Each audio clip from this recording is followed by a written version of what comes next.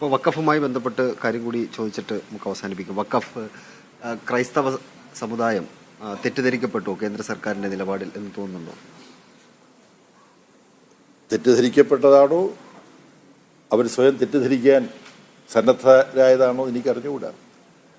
അവരോട് പറയാനുള്ളത്, ഒന്ന്, വഖഫ് നിയമം അതിലെന്തെങ്കിലും ഭേദഗതി വരുത്തണം എന്ന് BJPക്ക് തോന്നി, വഖഫ് നിയമത്തിൽ അപാകതയുണ്ടെന്ന് BJPക്ക് തോന്നിയാൽ ആദ്യം വഖഫ് നിയമം മുസ്ലിം സമുദായത്തിൽപ്പെട്ടവർ ജീവകാരുണ്യ പ്രവർത്തനത്തിനായും പ്രാർത്ഥനയുമായി ബന്ധപ്പെട്ട ആവശ്യങ്ങൾക്കായിട്ടുമൊക്കെ വിനിയോഗിക്കാൻ ഉള്ള സ്വത്ത് ആണ് വഖഫ് സ്വത്ത്.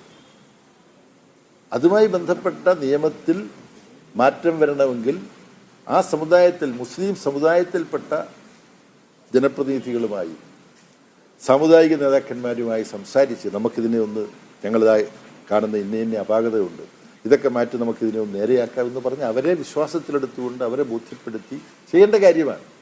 എന്നാൽ BJP അതല്ല. BJP എങ്ങനെ ജനങ്ങൾക്കിടയിൽ ഭിന്നിപ്പുണ്ടാക്കാം, എങ്ങനെ ന്യൂനപക്ഷത്തിനെതിരായിട്ടുള്ള ആക്രമണങ്ങൾ നടത്തി 80% രാഷ്ട്രീയമായിട്ട് സ്വന്തം പിന്നിൽ അണിനിരത്താം. അങ്ങനെ അണിനിരത്താൻ കഴിഞ്ഞാൽ പിന്നെ അവർക്കൊരു പ്രശ്നവുമില്ല. യോഗി ആദിത്യനാഥ് UP തെരഞ്ഞെടുപ്പിലെ മുദ്രാവാക്യം എന്താണ്? ഈ തെരഞ്ഞെടുപ്പ് 80% 20% തമ്മിലുള്ള തെരഞ്ഞെടുപ്പാണ്. പച്ചയായി വർഗീയത പറയുകയാണ്.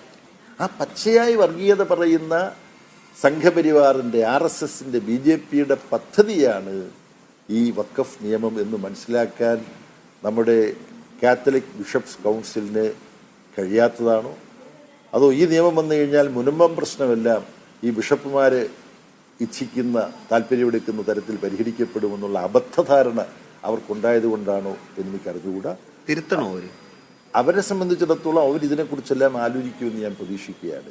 കഴിഞ്ഞ ഒരു വർഷം 700-ലധികം ആക്രമണങ്ങൾ ക്രിസ്തുമത വിഭാഗത്തിൽപ്പെട്ടവർക്കെതിരായിട്ട് നടന്നിട്ടുണ്ട്. സ്റ്റാൻ സ്വാമിയെ ജയിലിലിട്ട് കൊലപ്പെടുത്തുകയാണ് ചെയ്തത് BJP ഭരണത്തിന് കീഴിലുള്ള നീതിന്യായ സംവിധാനം. മണിപ്പൂരിൽ എത്ര പള്ളികൾ കത്തിച്ചു എന്നുള്ളതിൻ്റെ കണക്ക് ഞാൻ പറയും. ഇതെല്ലാം വെറും അക്കങ്ങളായിട്ട് അധപ്പതിച്ചുകൊണ്ടിരിക്കുകയാണ്. ഒഡീഷയിലെ നമ്മുടെ ഗ്രഹാം സ്റ്റെയിൻസും കുടുംബവും കത്തിച്ച് കൊലപ്പെടുത്തപ്പെടുകയല്ലേ ചെയ്തു.